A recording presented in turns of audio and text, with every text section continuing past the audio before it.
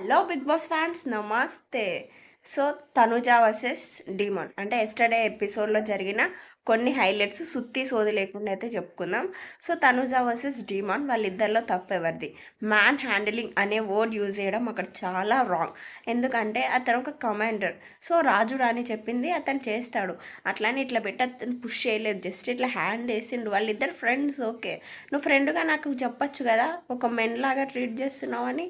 అసలు అనవసరమే లేని దగ్గర మాట్లాడింది. వై? బికాజ్ ఫస్ట్ నేను సీరియస్గా మాట్లాడి తర్వాత సిల్లీగా మాట్లాడి, నేను అప్పుడే సిల్లీగా మాట్లాడాను, ఇప్పుడే సీరియస్గా మాట్లాడుతున్నాను అని చెప్తుంది. సో దీనికైతే తనుజ ఫ్యాన్స్ అయితే నాకు రిప్లై ఇవ్వాలి. Women handling or man handling తప్పు ఎవరిది అని చెప్పేసి. ఇంకా నస గౌరవ్, అరే గౌరవ్ ఓడిపోతే తీసుకోలేడు, ఎప్పుడైనా సరే నస పెడతా ఉంటాడు, సుత్తి సోది, మనుషులతో మాట్లాడకుండా ఎప్పటికీ బిగ్ బాస్ గారు ఇది చాలా రాంగ్ అని కెమెరాస్తో మాట్లాడుతూ ఉంటాడు.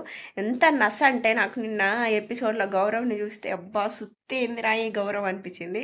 So that's it for today video. Bye bye.